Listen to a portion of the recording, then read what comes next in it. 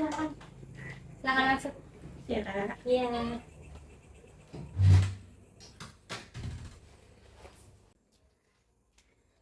Mari kak, silakan duduk sebelah sini. Silakan.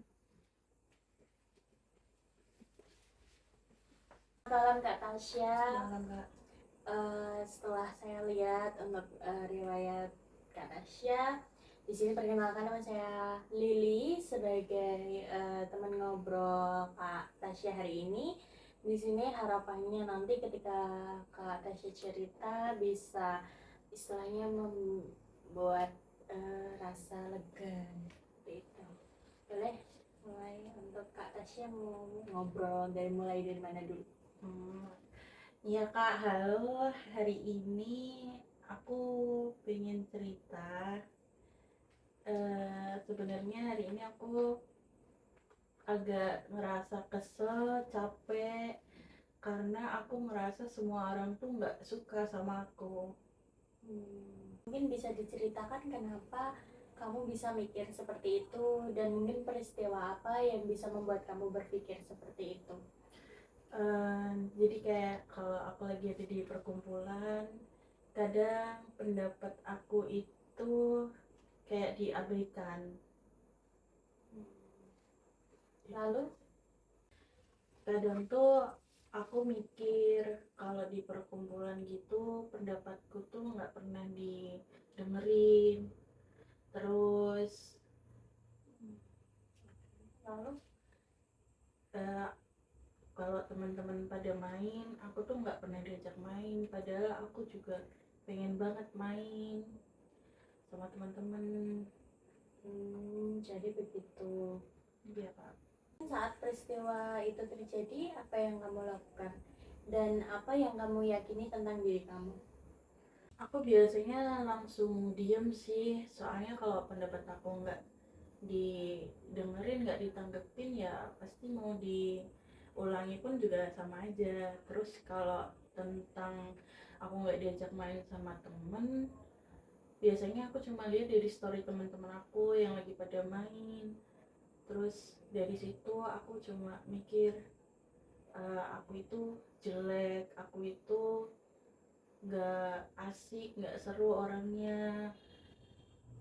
Mungkin dari situ aku jadi mikir kalau aku tuh nggak pantas punya banyak temen gitu. Saya cukup merasa sedih dengan apa yang kamu lalui. Namun bisa jelaskan lebih jauh pandangan kamu sama teman-temanmu? Pendapat aku mereka itu baik. Kalau aku butuh pertolongan juga mereka juga nolongin. Tapi kadang tuh aku masih ngerasa ada jarak di antara kita gitu. Dengan kamu merasa seperti itu, menurutmu apa pengaruhnya ke perasaan kamu dan sikap kamu sehari-hari?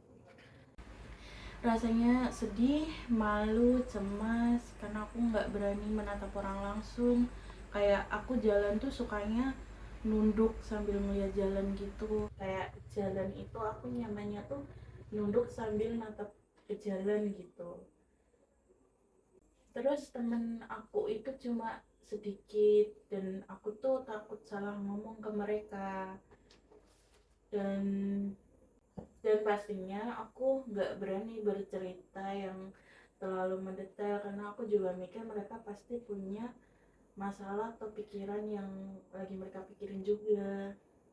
Tapi di sisi lain aku juga pengen show up kak, aku pengen orang tuh tahu potensi aku karena aku tuh juga nggak bodoh-bodoh banget. Terus aku tuh juga pengen berani, ya pasti juga aku setidaknya pengen punya temen atau sahabat, atau kalau enggak ya punya banyak teman gitu. Aneh ya kak. Hal itu wajar dengan persepsi kamu sekarang ini. Dan di sini saya tuh bakal dengerin cerita kamu, apa adanya dan sebaik-baiknya. Iya kak. Sejauh kita ngobrol di sini, jadi kamu menganggap bahwa kamu itu dibenci oleh semua orang karena tidak diajak main dan juga pendapatmu tidak pernah didengar gitu ya? Iya kak. Oke, baik. Sekarang begini Tasya, coba kita lihat lagi apa yang meyakinkan kamu atau bukti kuat yang membuat kamu berpikir bahwa orang-orang membenci kamu. Enggak juga sih kak, soalnya temenku tuh juga banyak yang baik ke aku. Jadi kalau untuk bukti ya kayaknya belum ada. Kalau begitu, apakah menurut kamu masuk akal dengan satu dua kejadian terus membuat kamu menilai bahwa kamu dibenci oleh semuanya? Mungkin enggak juga kak. Dan apakah keyakinan semua orang membenciku itu bisa membuat kamu berkembang dan bisa bikin kamu lebih percaya diri seperti yang kamu inginkan serta punya banyak teman? Enggak kak, malah makin menjauh. Setelah kita diskusi dan ngobrol bersama, menurut kamu dengan keyakinan seperti itu, apakah masih masuk akal atau terasa kurang tepat? Menurut aku mungkin kurang tepat ya kak, atau mungkin aku yang terlalu menyimpulkan begitu cepat, padahal juga nggak ada bukti kalau semua orang itu benci aku. Bagus sekali, artinya kamu sudah dapat menemukan pandangan baru.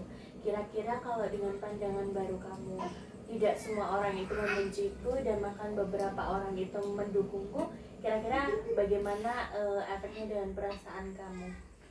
Mungkin aku bakal lebih tenang dan mencoba berani untuk menatap orang, ngobrol dan memulai pertemanan dengan banyak orang, terus mengurangi negatif thinking aku. Bagus sekali, artinya kamu sudah dapat pandangan baru. Nah, kira-kira kalau misalnya kamu dengan pendapat barumu, tidak semua orang membenci aku dan orang-orang itu mendukung aku, kira-kira bagaimana dampaknya dengan perasaan kamu? Mungkin aku bakal lebih tenang dan aku bakal lebih berani untuk menatap orang dan mulai ngobrol dan memulai pertemanan dengan banyak orang. Oke, itu langkah yang bagus. Mungkin sedikit-sedikit kita bisa latihan untuk membangun keberanian kamu. Oke Tasya, kamu sudah berani menghadapi hari ini, kamu sudah berani untuk bercerita. Dengan kamu menemukan pandangan baru, mungkin itu bisa menjadi agar kamu lebih percaya diri. Dan mungkin langkah selanjutnya kamu bisa menatap orang untuk beberapa detik, kemudian untuk berjalan lebih tegap. Selain itu, kamu juga bisa mengobrol itu, menatap lawan bicara selama beberapa detik. Mungkin untuk langkah selanjutnya bisa kita lanjutkan ke sesi konseling berikutnya. Terima kasih ya kak, aku jauh merasa lebih lega dan aku jadi ngerasa punya harapan baru. Oke, saya juga sama-sama. Kemudian Tasya, kamu hari ini hebat, sudah melewati hari ini dan kamu mau bercerita. Terima kasih. Terima kasih kak. Ya, mari saya silakan saya antarkan. Silakan.